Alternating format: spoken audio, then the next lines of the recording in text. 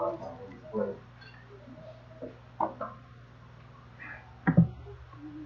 Bueno, yo esa preocupación que hay alegría, la mamita de la hermana digna, de pensar,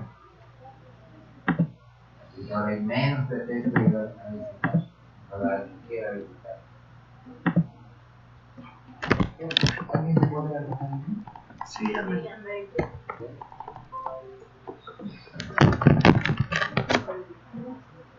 Sí, es importante, mis hermanos,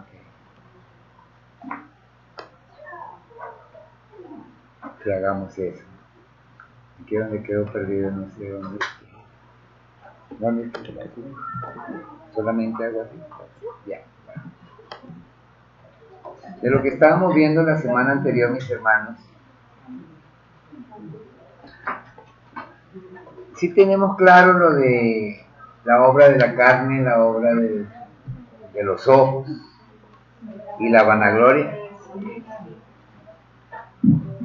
Porque metiéndose un poco más a fondo en lo que Dios nos muestra, que es la parte más grave de la vanagloria, que es el orgullo, de verdad que eso es bien grave, es bien profundo, hermanos, es la base de buscar a Dios. Si hay algo que le impide a una persona buscar a Dios, es el orgullo. Y puede que se haya acercado a buscar a Dios por necesidad, por una enfermedad, para ver si Dios lo sana, porque le están saliendo malas cosas, a lo mejor Dios me ayuda. ¿Sí? Casualmente por eso es que se lo busca Dios, porque nos está sucediendo algo que no nos permite ser orgullosos. Ni que no se enteren que estoy sin trabajo. Mire que el orgullo está ahí. ¿Sí ve? Que no se enteren que salió embarazada. Dice la escritura que nada queda oculto, que todo saldrá a la luz. Entonces hay un orgullo, aun cuando buscamos a Dios está ahí el orgullo. Y cuando venimos de esa manera y de pronto Dios nos hace el milagrito, no volvemos a la iglesia. No seguimos buscándolo. Y esas palabras, hermanos, que siempre decimos que esto no es una religión, sino una relación con Dios, realmente existen en nuestra vida. Realmente hay una relación con Dios. ¿Bien? Entonces es importante. Y ahondando un poquito en esto de la autosuficiencia, ¿verdad? Que ya nos dimos cuenta de Pedro, que él se bastaba por sí mismo, muchos nos bastamos por nosotros mismos. En Apocalipsis 3:15, me olvidó poner ahí el capítulo, es Apocalipsis 3:15. Dice, yo estoy enterado de todo lo que haces. ¿Se ve? Así me congregue o así no me congregue, el Señor está enterado de todo lo que yo hago. Desde aquí adentro, miren, desde mis pensamientos Él está enterado. ¿Sí? Es interesante, hermanos. El Señor Jesucristo dijo, yo conozco a mi Padre y mi Padre me conoce a mí. ¿Verdad? ¿Qué conocía a Dios del Padre? ¿Conocía que era majestuoso tal vez? Claro que sí. Pero lo que más conocía al Señor del Padre era su carácter, hermano, su forma de ser, su forma de pensar. ¿Sí? Conocía que era bondadoso, conocía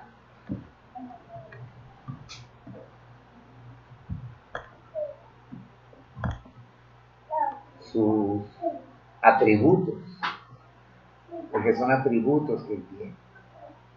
Mire, nos damos cuenta facilísimo cuando una muchacha pasa, wow, qué atributos.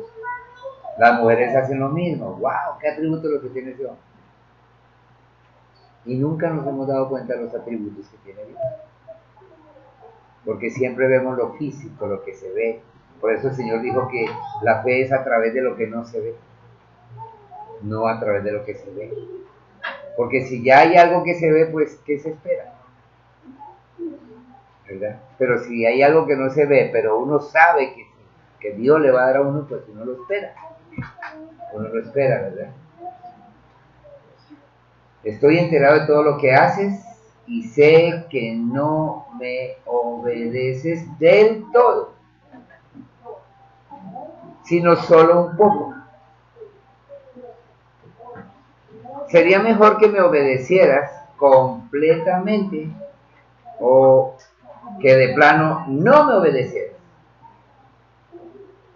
Dice el versículo 16, pero como solo me obedeces un poco, te rechazaré por completo. Esta es la traducción del lenguaje actual. Pero como solo me obedeces un poco, miren que el Señor no dice te voy a rechazar un poco. El Señor, por eso dice muchos son llamados y pocos escogidos. Porque el Señor quiere, de nosotros quiere todo, absolutamente todo. Si seguimos, ¿quién contra Dios? Si el Señor nos dio una promesa de que si Él está con nosotros, ¿quién contra nosotros? ¿Por qué no nos damos cuenta de que no vamos a poder contra Dios? ¿Sí ven? Y sacarnos de la cabeza que es que Dios quiere de mí esto porque Dios es, ya, porque como Él es Dios, quiere que yo haga eso. No, Él quiere lo mejor para mí. Todo lo que Él me propone, ¿sí?, que yo haga, por más que yo lo vea como una exigencia, al único que favorece es a mí, no le favorece a Él. Como hemos visto en el caso de padres e hijos, cuando los padres le dicen, mi hijo, estudie, eso le sirve a usted, no a mí. El papá quiere que estudie y él diga, es que mi papá quiere que estudie, si ve, lo ve como que es un autoritario. Pero ¿quién es el beneficiado si el hijo llega a ser un profesional? El hijo. Él es el beneficiado, va a tener una mejor vida. Si es sabio, por supuesto. Entonces es lo mismo que hace Dios con nosotros. Él lo vemos como exigente, pero es porque es lo que a nosotros nos sirve, a nosotros nos conviene. No es por otra cosa. Dice que sería mejor que me obedecieras completamente o que de plano me desobedecieras, no me obedecieras. Pero como solo me obedeces un poco, dice, te rechazaré por completo. Esta es la parte que nosotros hemos visto en la versión Reina Valera. En la versión Reina Valera, donde dice yo estoy enterado, en la Reina Valera dice yo conozco tus obras. ¿Sí? Mire lo interesante de la versión del lenguaje actualizado. Yo estoy enterado. Dios está enterado de todo lo que nosotros hacemos. Está enterado de lo que hemos hecho, está enterado de lo que estamos haciendo y está enterado de lo que vamos a hacer. En otras palabras, Dios ya está enterado si me rechaza absolutamente o yo estoy dentro de su reino. Él ya está enterado. Los que no estamos enterados somos nosotros. Entonces, es importante entender eso. Ahora, ¿cuándo vamos a estar enterados de eso? Cuando nuestro orgullo no nos deje ciegos. Ahí es que recién vamos a estar enterados de eso. Mientras yo diga yo vivo mi vida cristiana a mi manera, yo no le veo nada de malo, yo no estoy enterado. ¿Por qué? Porque no es a mi manera. Mire lo que estamos leyendo. Con un poquitito, dice, voy a leerlo de nuevo, estoy enterado de todo lo que haces y sé que me obedeces, que no me obedeces del todo, sino solo un poco. De eso es que yo no estoy enterado a lo mejor. Yo pienso que estoy muy bien, pero Dios está totalmente enterado de que yo le obedezco solo un poco. Entonces, Él está enterado de algo que yo no estoy enterado. Automáticamente yo no estoy enterado de que Él me va a ignorar por completo. Y sigo mi vida engañándome yo mismo. Cuando nosotros nos engañamos nosotros mismos, es porque no estamos enterados de que Él nos va a ignorar por completo. ¿Verdad? Cuando hay una obediencia realmente a Dios, nuestras vidas son favorecidas en toda área, en todo sentido. Son absolutamente favorecidas. ¿Sí?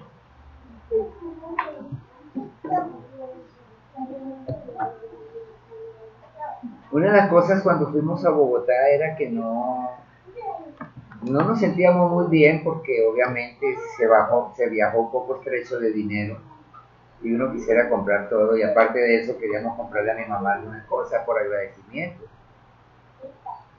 Y de pronto las personas que fueron conmigo también me decían, ay pastor, cómo quisiéramos comprarle a su mamita.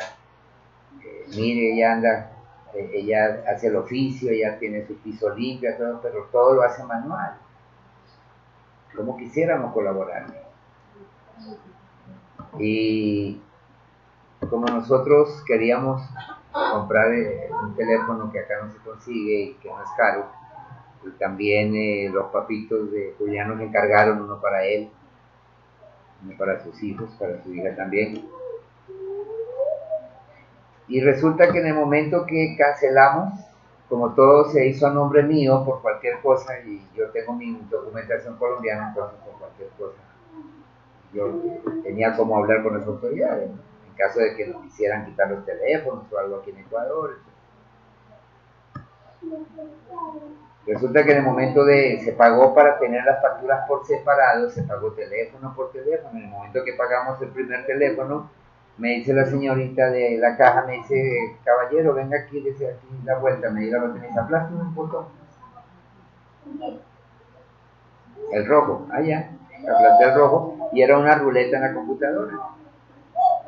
Y truc, le digo yo, señorita, salieron 3 figuras igualitas. ¿En serio? Me dice. Y mira, dice, se ganó la mitad de la compra. Y la mitad de la compra no nos la descontaron ahí, ni tampoco nos devolvieron el dinero, sino me dieron un bono para retirar por ese valor. Y era un buen valor. Entonces, cuando leímos la cláusula decía que era para retirar ese valor a partir del 8 de junio.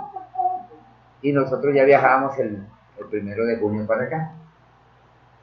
Entonces averigüé, le dije, yo ya viajo y qué hago. No, pues dejé a algún familiar o algo, dejé un codito y le dejamos al poder a mi familia, a mi mamita, a mi hermana.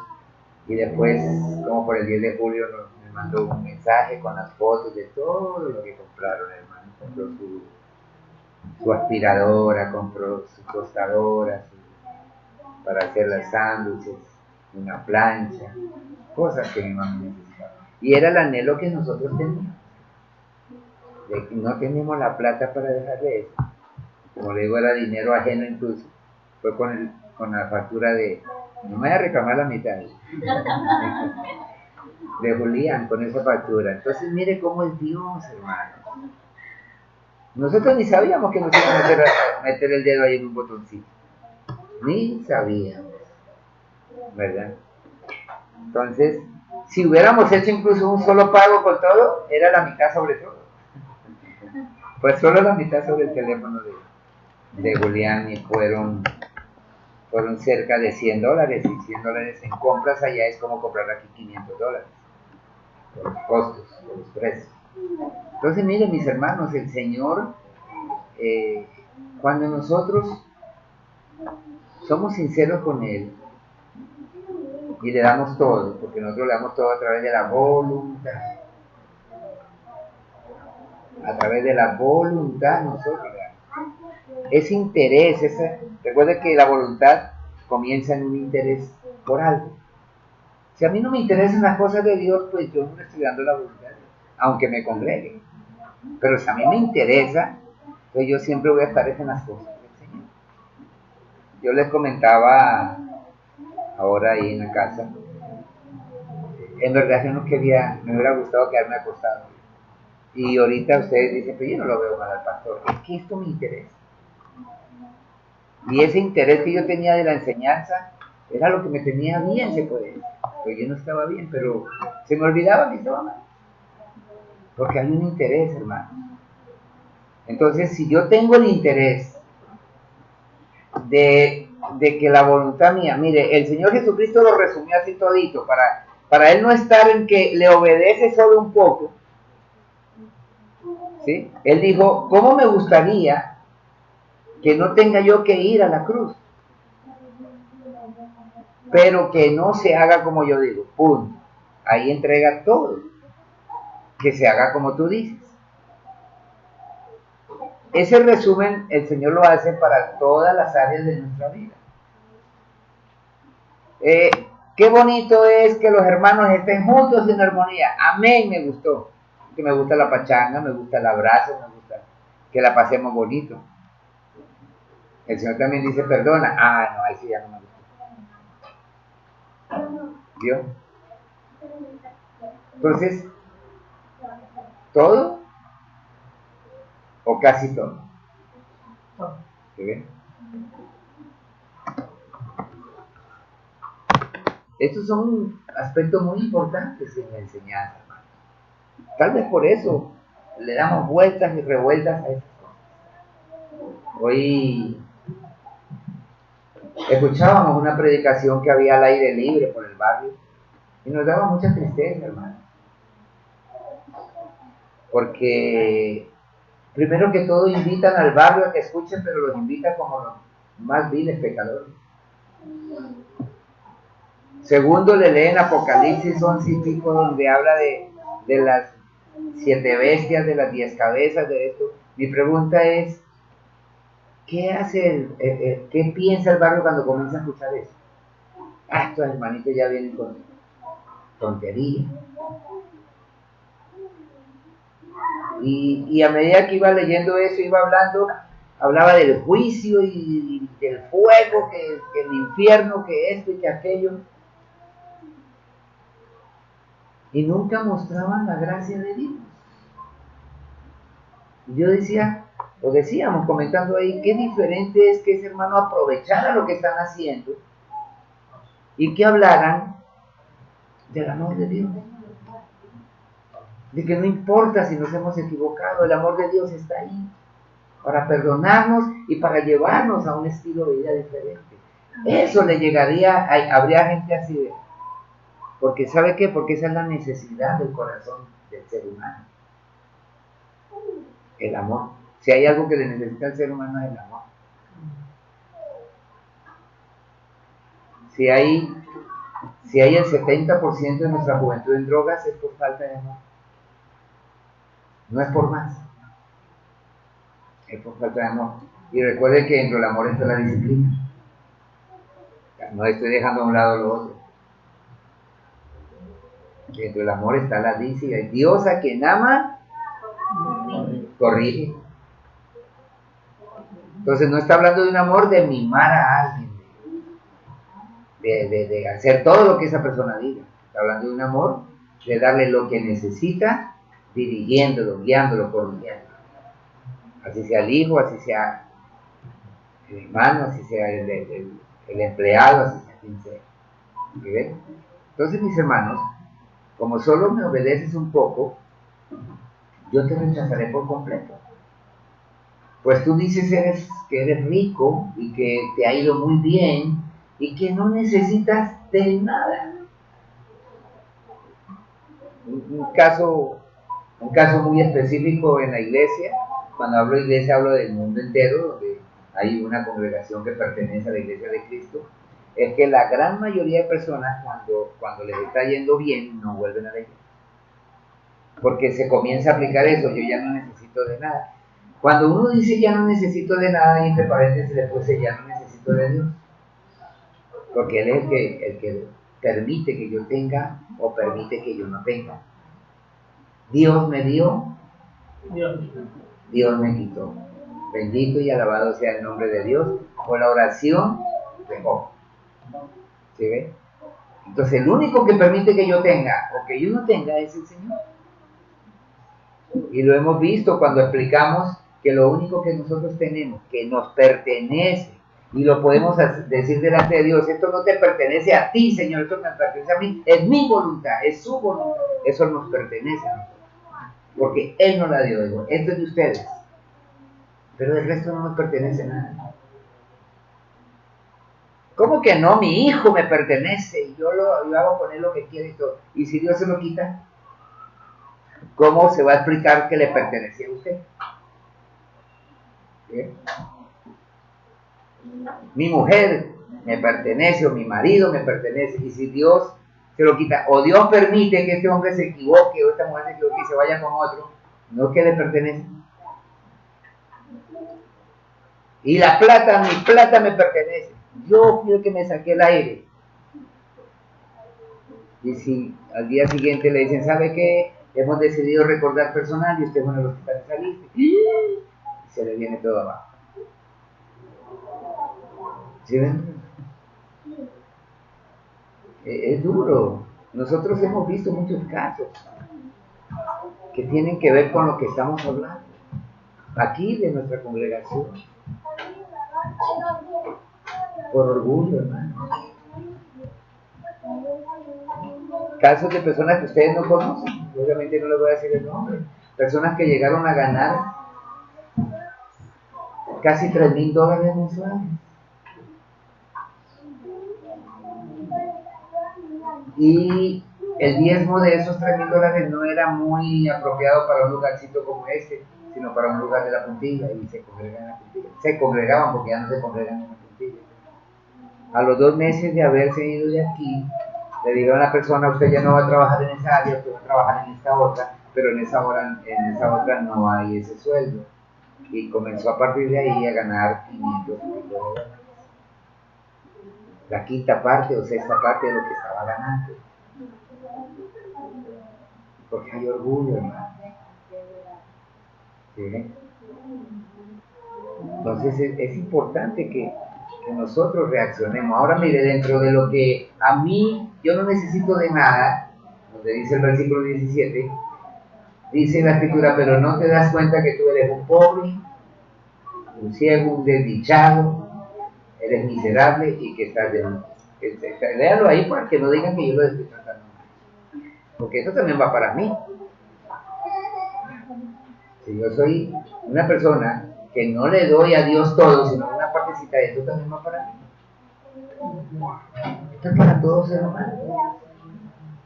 Aquí no importa si es pastor, si no es pastor, es para todos ser humanos. Gracias. Bien.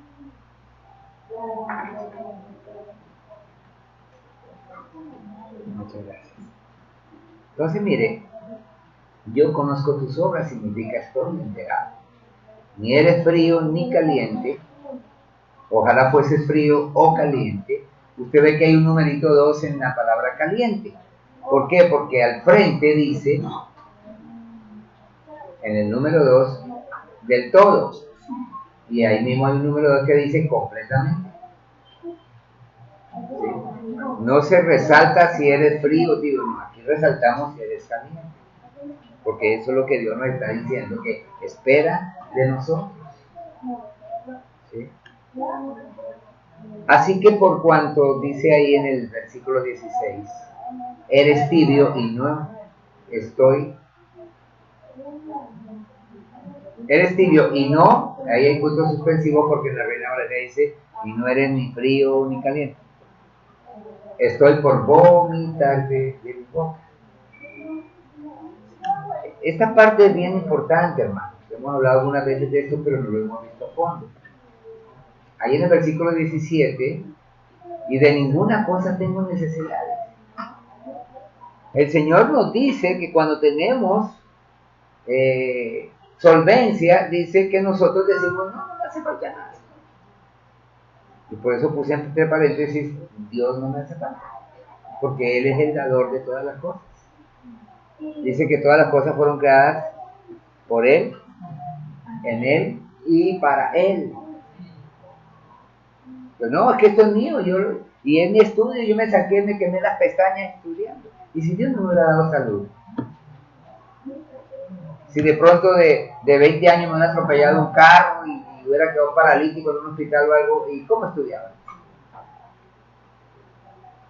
Realmente deberíamos de tener un gran motivo para estar agradecidos con Dios, hermano. Y de ninguna cosa tengo necesidad. Ese numerito 6 donde dice, no te das cuenta que eres pobre, ciego, desdichado, miserable y que está desnudo, es ser desventurado. En la versión normal dice desventurado, miserable, pobre, ciego y desnudo.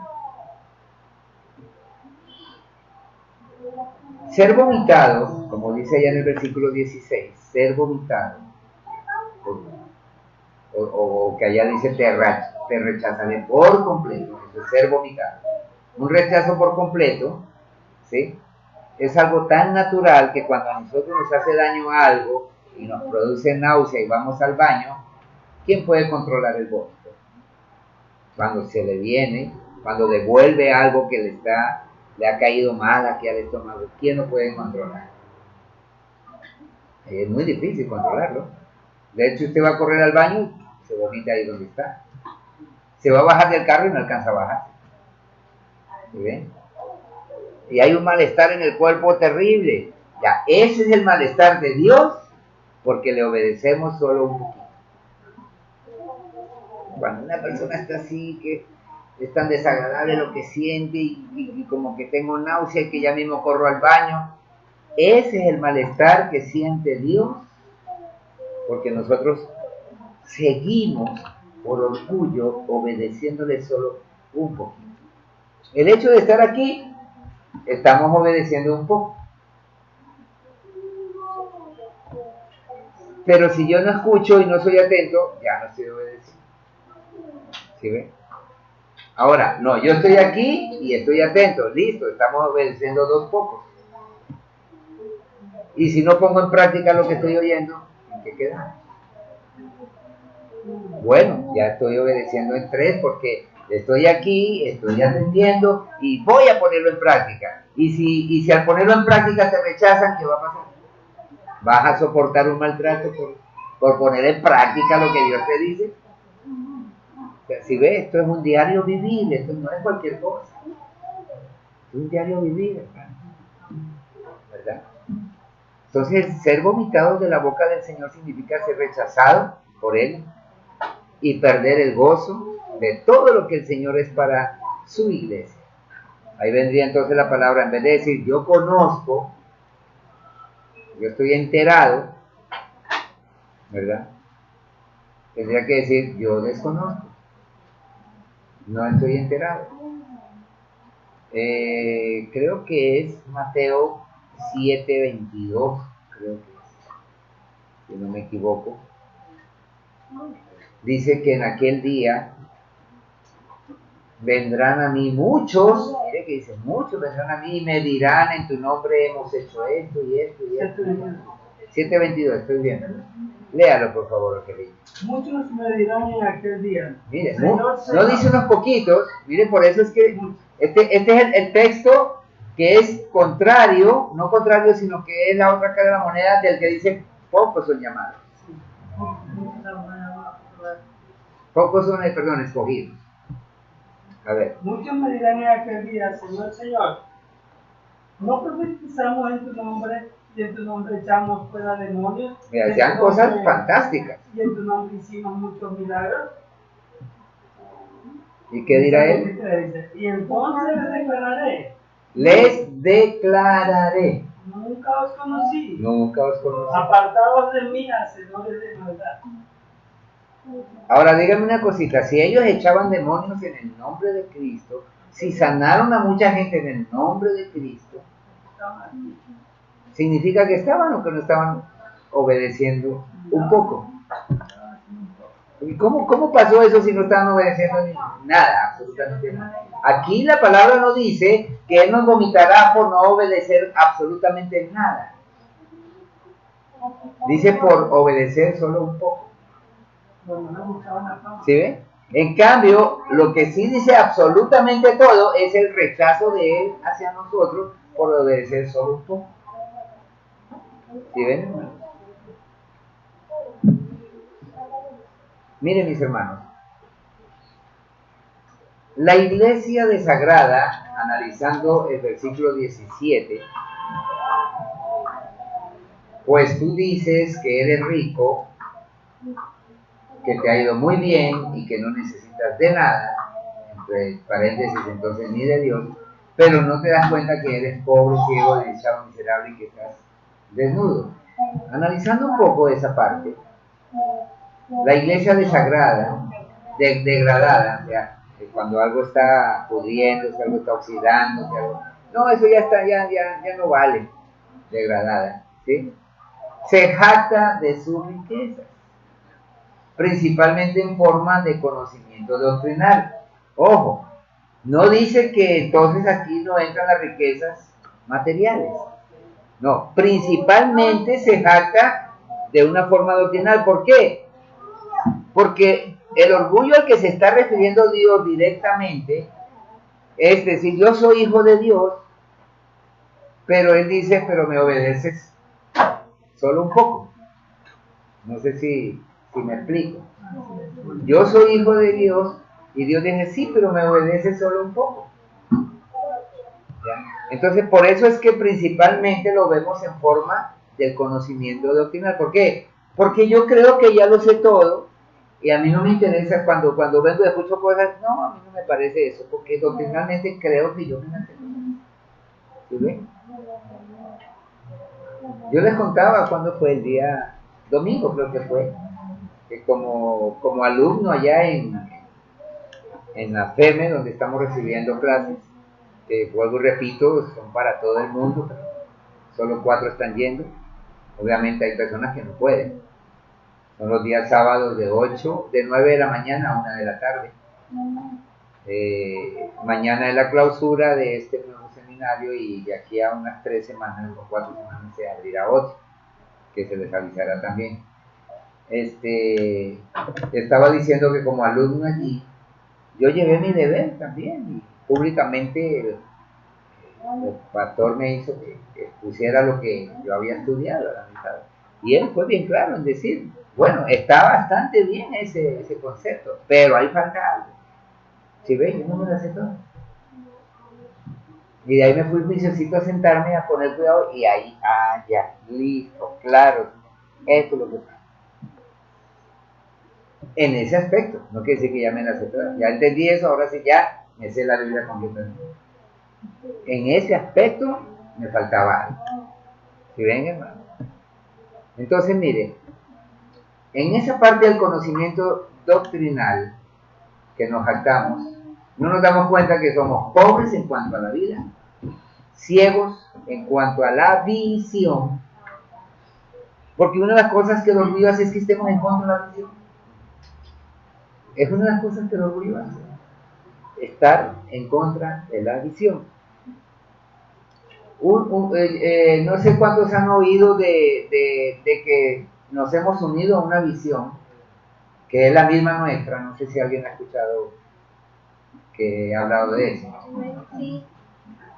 Estamos tratando de rescatar a través de FEME a 3 o 4 pastores, porque de los 20 que fuimos nadie quiere responder. ¿Y cuál creen que es el motivo? No, a mí no me vienen a decir lo que tengo que hacer en la iglesia. La visión es unirnos, ¿sí? ¿Sí ven? Entonces, muy probablemente 3 o 4 vamos a estar en ese proyecto. Porque los demás, no. Eso no va conmigo porque yo tengo mi propia visión. La visión es ir y hacer discípulos a todas personas que conozcamos. Esa es la visión. Y para eso necesitamos obedecer al Señor un poquito. No, absolutamente. Usted va a ser un gran médico porque usted le obedece a los profesores de la Facultad de Medicina un poquito. No es absolutamente. Eso sí, se amanece y se esfuerza, ¿verdad? Ahí sí, se queman las pestañas. Pero con las cosas de Dios, a mí no me interesa quemar las pestañas. Ese es el gran problema que hay. Que todo es más importante que Dios. ¿Qué dice? Que es pobre en cuanto a la vida, es ciego en cuanto a la visión y desnudo en cuanto a la conducta. Por lo tanto necesita comprar oro para enriquecerse, colirio para sanar su ceguera, como lo menciona el versículo siguiente, y vestiduras para cubrir su desnudez, como lo menciona el versículo 18. Ahí dice que debería de comprar esas cosas. Dios propone, bueno, ¿por qué no compras oro y todo? Y con eso no te va a hacer falta, ¿verdad? Otro aspecto, un segundo aspecto que vemos aquí en este versículo 17 es que a los ojos del Señor la iglesia degradada es desventurada porque se enorgullece de ser rica en el vano conocimiento de la doctrina, pero de hecho es lamentablemente pobre en la experiencia de la riqueza de Cristo. Hay muchas personas que tienen harto conocimiento de las cosas de Dios, pero hay mucha pobreza en experimentar a Cristo en su vida, mucha pobreza. Dios me está hablando a mí ahí también. Recuerde que el Señor hace algo muy hermoso en nuestro lugar, nos habla a todos. A todos. ¿Qué más hay allí? Ese estado es miserable, ¿por qué? Porque está desnuda, está ciega y está llena de vergüenza y de oscuridad. Cree que es por ahí el camino y realmente no es por ahí. Está ciega, ¿no? Como iglesia, cada persona recuerde que es iglesia. Como iglesia está ciega.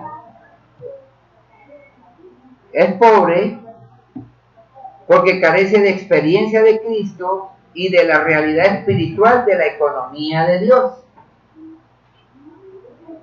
¿Alguien me puede dar el concepto de la economía de Dios? Que siempre hablamos de esto, pero siempre lo explicamos, pero de pronto alguien no capta bien o dirá esa palabra no es bíblica.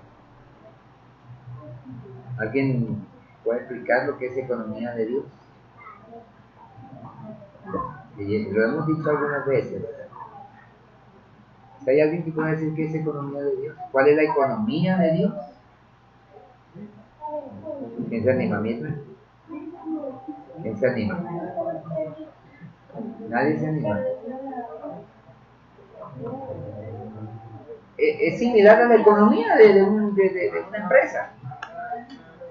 En la economía de una empresa tiene que ver los gastos, los saberes, lo que conviene comprar, es una administración, ya, pero es la economía de Dios, es la administración de Dios. ¿Cómo es la administración de Dios? ¿De qué se trata? A ver, ¿su merced va a decir? ¿Es la qué? La obediencia. Bueno, hay que obedecer para la economía. Un contador debe obedecer de hacer bien las cosas para que la economía esté bien. ¿Se puede? A ver, claro que puede. ¿Qué es la economía de Dios? La economía de Dios es la forma como se administra la vida de Dios en mi vida. Cómo yo aplico la palabra, cómo esa palabra hace un efecto en mi vida diaria. Mire lo que acabamos de ver ahí en ese mismo punto. Pobre porque carece de la experiencia de Cristo. La economía de Dios tiene que ver cómo está siendo administrada la presencia de Cristo en mí. ¿Cómo está siendo administrada? Recuerde que la presencia de Cristo en mí existe un reglamento de que hay que pagar el SRI, que hay que pagar, asegurar a los empleados, que existe un reglamento que se llama el fruto del Espíritu Santo. Dentro de la economía de Dios, lo que nosotros manejamos es la experiencia de Cristo a través del amor, de la fe, de la paz, ¿qué más? Del gozo de lo que somos, no importa lo que esté sucediendo, del dominio propio, de la paciencia. Ahí puede agregarle algunas que no están en la lista de ahí de Gálatas 5:22, la humildad, la mansedumbre, la justicia. Ahí le puede agregar todo. Eso es administrar la economía de Dios. Si usted ve, las pocas que he nombrado están totalmente contrarias al orgullo. Porque una persona orgullosa no puede amar a la manera de Dios. Una persona orgullosa no tiene el gozo. Una persona orgullosa no tiene la verdadera fe, porque cree lo que le parece. Y eso no es fe. De hecho, suele decir, creo lo que veo. Si no lo veo, no lo creo. ¿Sí ve? Hasta ese punto es el orgullo. Porque la fe tiene que ver con lo que no se ve. Entonces es pobre porque carece de la experiencia y de la realidad espiritual, de la economía de Dios. Mire que dice de la realidad espiritual. La economía de Dios tiene que ver con una realidad espiritual. Que si alguien tengo que poner la mano encima porque siento que, y lo hago y la persona sale. Es una realidad espiritual. Pero la otra persona tiene que aceptar esa realidad espiritual. La otra persona debe aceptar. ¿Sí? Cuando el Señor Jesús sanó a tanta gente, tenía que ver que lo buscaban. Hoy en día, muchas personas que tienen el don, religiosamente van y buscan a quien sanar. Y eso no es correcto.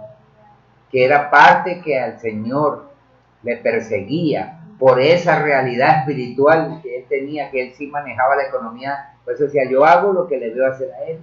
Yo digo lo que le escucho hacer a él. ¿Que ve cómo manejaba él la economía? No había orgullo. Porque sí, bueno, está bien, él era Jesús, pero no, yo hago lo que yo creo que... Ahí, ¿qué pasó? ¿Sí ve? O yo digo lo que me parece aquí de la enseñanza. No, hermano.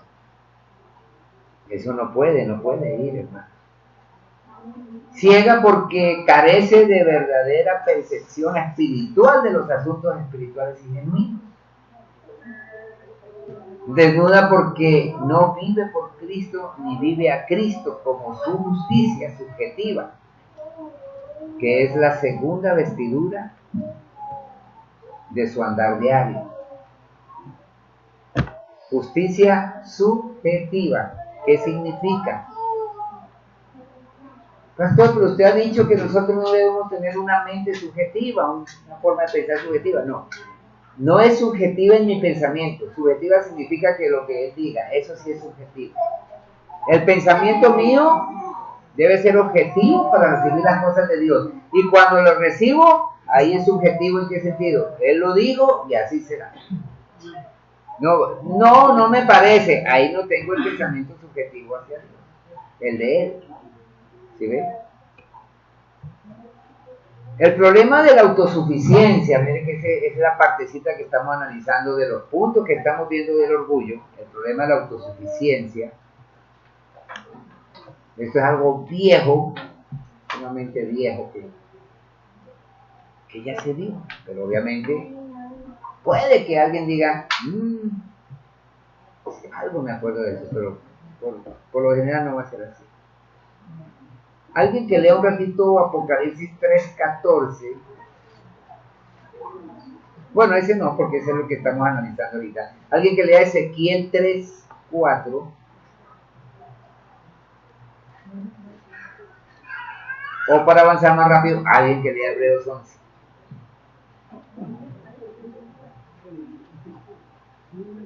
O si vamos más rápido, no lean ninguno.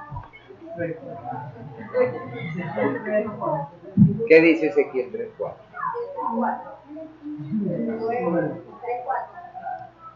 Sí, 3:4. Luego me dijo, hijo de hombre, ve y entra a la casa de Israel y habla con ellos con mis palabras.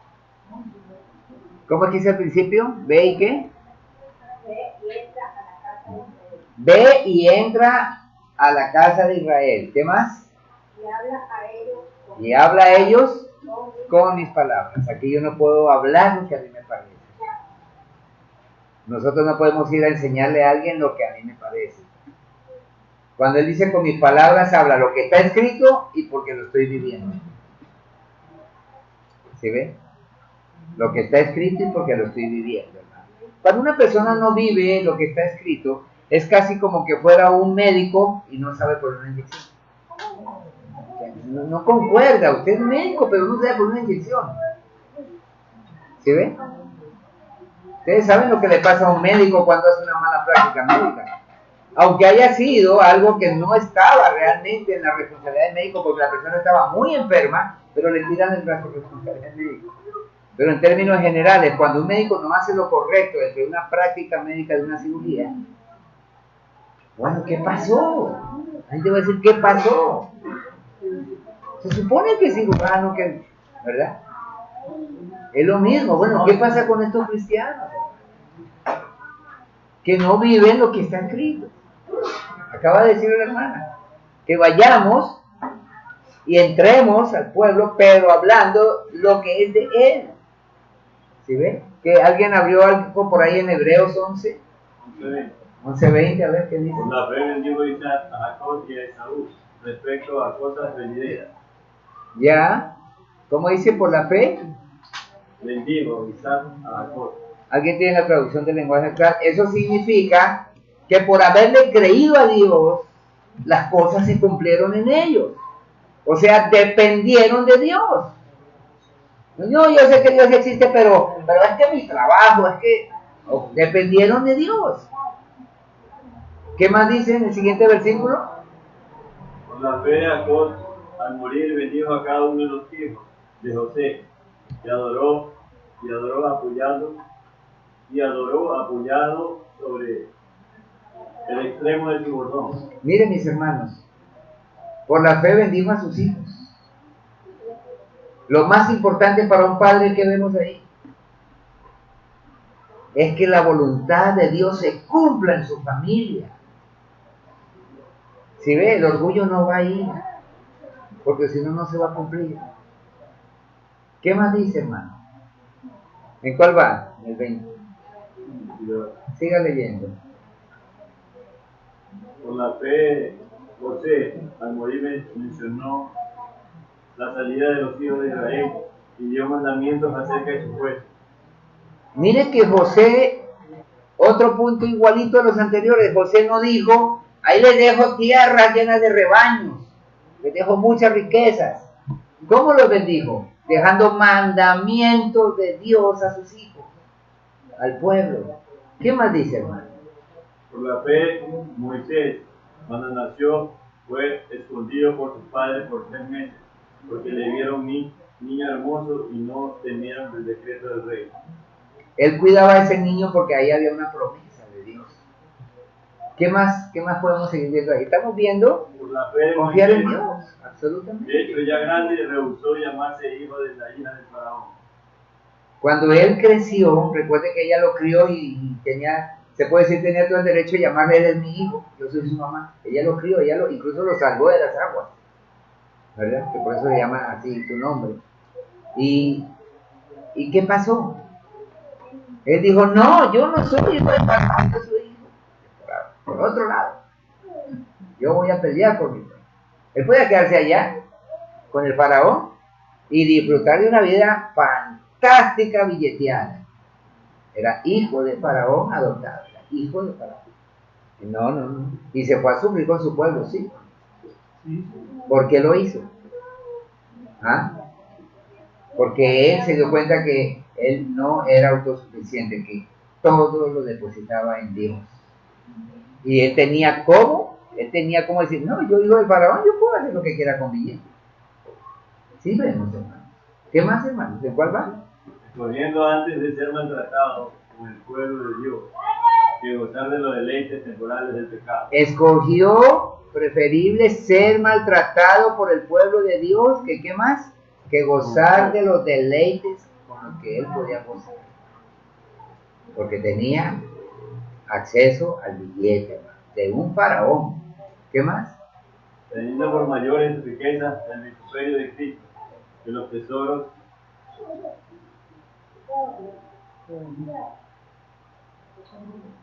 De los egipcios. Prefirió el vituperio de Cristo que el tesoro de los egipcios. Bueno, yo no sé si esto le habla a algo. Lo que es realmente confiar en Dios, lo que es no ser autosuficiente.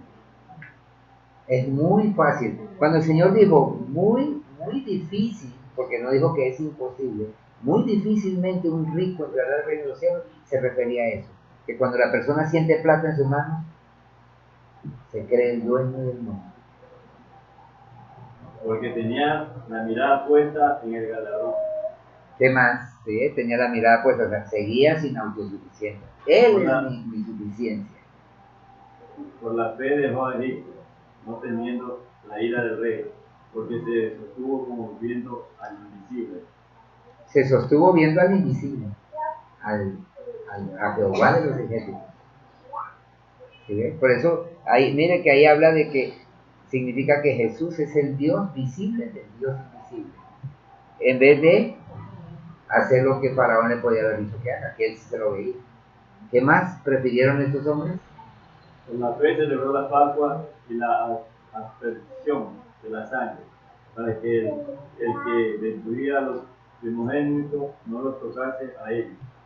Para que el que destruía a los primogénitos no los tocase a ellos. O sea, seguían siendo dependientes, no autosuficientes. ¿Qué más de más? Por la fe pasaron el mar rojo. Por la fe pasaron el mar tierra rojo. seca. ¿Ya? E intentando los egipcios hacer lo mismo, fueron ahogados. ¿Ya? Por la fe. ¿Sí saben de esa noticia, hermanos? Sí, ¿Sí saben de esa noticia? Lo que él acaba de decir. Por la fe fueron ahogados todo ese ejército egipcio. Son fábulas que hay en ese libro. En noviembre del 2014 unos científicos estaban buscando barcos que cruzaban por allí llenos de tesoros. Eso era lo que ellos buscaban.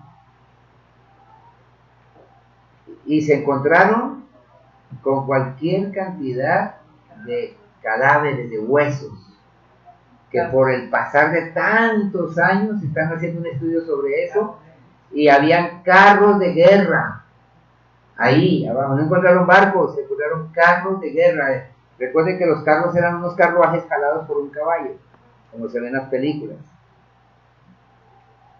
Y la única conclusión, y el tipo de armas que llevaban, entonces la única conclusión a la que llegaron al investigar y esto, de dónde salieron todos estos esqueletos, ¿qué es estos carros? ¿Qué es estas armas? Y son científicos los que hicieron la ciencia. Dicen, aquí lo único que puede ser, y analizaron, es el mismo punto donde la Biblia habla de que Dios abrió las aguas, y que por ahí pasó su pueblo, y que cuando los egipcios los quisieron perseguir, Dios cerró las aguas. Y seguimos sin creer. Noviembre de 2014 fue dada esa noticia a nivel mundial por la ciencia, no por los cristianos. Y seguimos sin creerle a Dios. Y ahí está. Ellos lo hicieron por dependencia, no por autosuficiencia. ¿Sí? Y podíamos seguir leyendo y leyendo y leyendo mucho más, hermanos. Entonces yo conozco tus obras, que ni eres frío ni caliente, y ojalá fueses frío o caliente. La ciudad de la Odisea tenía problemas con el agua.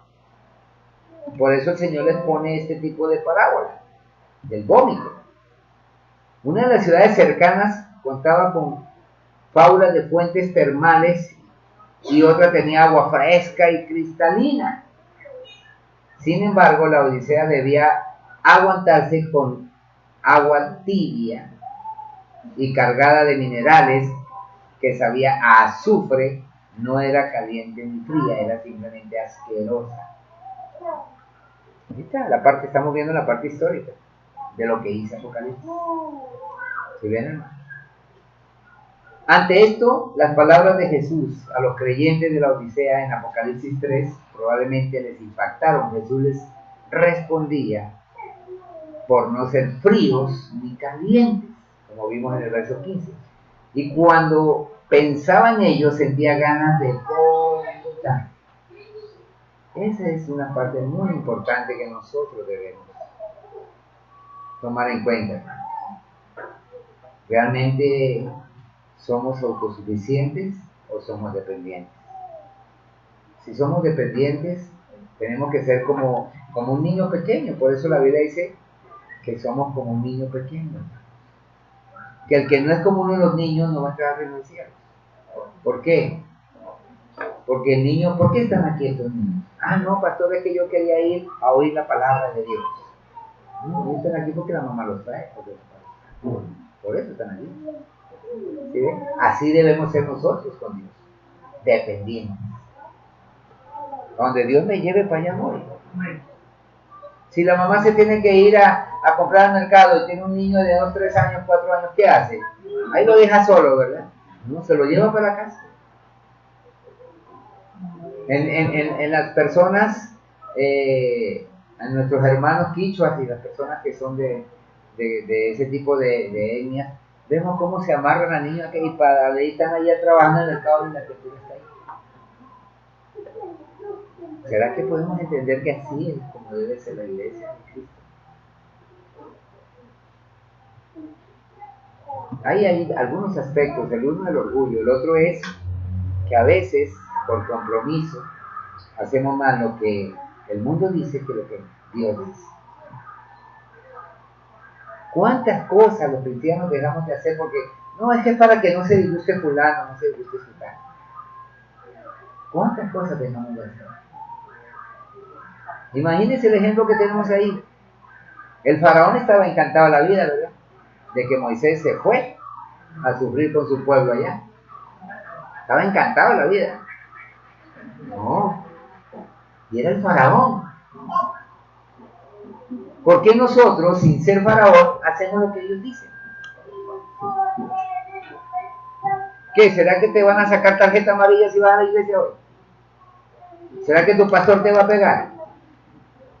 ¿Se han analizado esas palabras que están en contra de usted? No están a favor. Están en contra de su crecimiento espiritual. ¿Sí ven? Mire, uno de los ejemplos más importantes lo tenemos de parte de Jesús. Y aún en lo que lo relaciona a su propia familia. Tu mamá y tus hermanos te buscan. Y yo no sé cómo catalogar al Señor Jesús aquí, de mala gente, de maligno, no sé. Mi mamá y mis hermanos. Y dice la Escritura, y señalando a sus discípulos, a los que le seguían, les dijo: ustedes son mi mamá y mis hermanos porque hacen la voluntad de mi Padre. ¿Qué pasó con la mamá? Mala gente, maligno.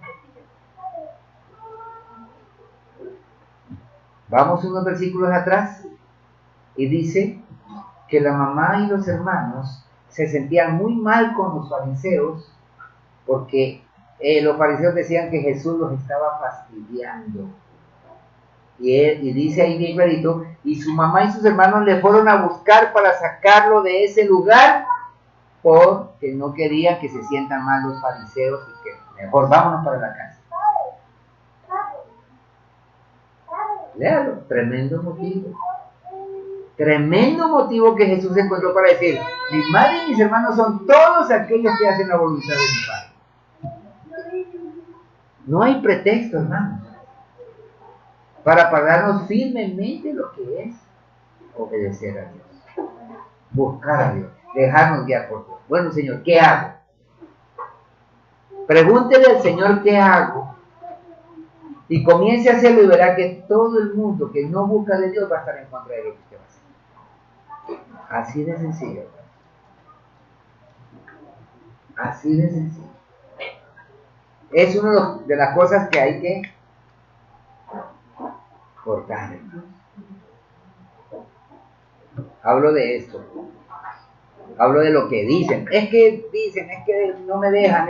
Hablo de eso. No hablo de otra cosa. No hablo de que usted no ame a su mamá, a su papá, a sus hermanos, a su familia. Hablo de que no haga lo que su familia le dice, no haga lo que sus amigos le dicen, no haga lo que las personas le dicen, haga lo que Dios le dice. Amén. No haga lo que el pastor le dice. Amén. No salga de aquí diciendo: es que el pastor dijo eso y a mí no me gusta eso. Haga lo que Dios le dice. Amén. Por eso le digo, busque el texto donde, ¿por qué Jesús le dijo? Lo hizo primero con una pregunta: ¿qué? ¿Mi mamá y mis hermanos? sea, como dando a entender, yo no tengo.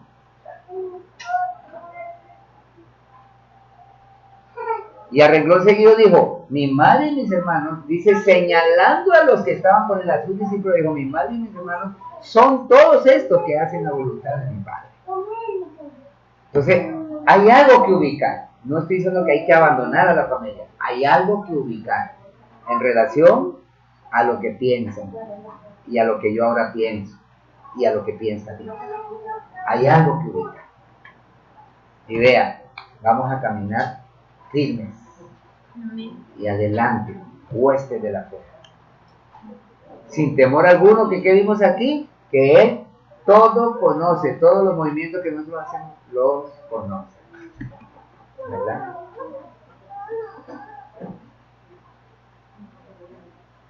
Vámonos con este versículo de aquí. Muy interesante eso, un simple tema, desglosando lo que es el orgullo. Porque el hecho de que yo no traiciono a mi esposa, o yo no robo, o yo no hago esto, pienso que todo está bien. Ese es el tema que hemos estado analizando. Porque me concentro solo en la obra de la carne y en la obra de los ojos, pero no le paro bolas a la vanagloria de lo que yo soy, de lo que a lo mejor yo sé, de lo que a lo mejor yo tengo. ¿Sí ven, hermanos? En 2 Corintios 12:9 dice, pero mi Dios me ha contestado, mi amor es todo lo que necesitas, mi poder se muestra en la debilidad, por eso prefiero sentirme orgulloso de mi debilidad para que el poder de Cristo se muestre en mí. Mire, Pablo dice, ese es el orgullo que tenemos que tener. Este texto es el que usted ha visto en la Reina Valera, que dice, del lado del frente, y me ha dicho, bástate mi gracia. Cuando Pablo le dijo, Señor, sáname, dice, 3 veces se lo pedí, y las 3 veces me contestó, bástate mi gracia. O sea, no te voy a sanar, bástate mi gracia. ¿Por qué Dios no lo hizo? No lo sabemos, pero algo que podríamos decir para tal vez entenderlo. A lo mejor Pablo era sanado y jamás iba a volver a predicar de Cristo. Como ha sucedido con tantas personas que se han congregado por el milagrito, Dios se lo ha hecho y jamás volvieron a saber de Cristo. Si ven, mis hermanos, es importante. Además, Dios le había profetizado esto a través de Ananías, cuando le dijo, encárgate de Saulo, porque vaso escogido me es ese. Y yo solo sé cuánto le voy a permitir que él sufra, porque Dios es malo. No, era para formar a ese tremendo hombre de Dios llamado el apóstol Pablo. Y eso es lo que Dios quiere formar de cada uno. Y Pablo, para lograr eso, póngase de pie, tuvo que dejar su orgullo.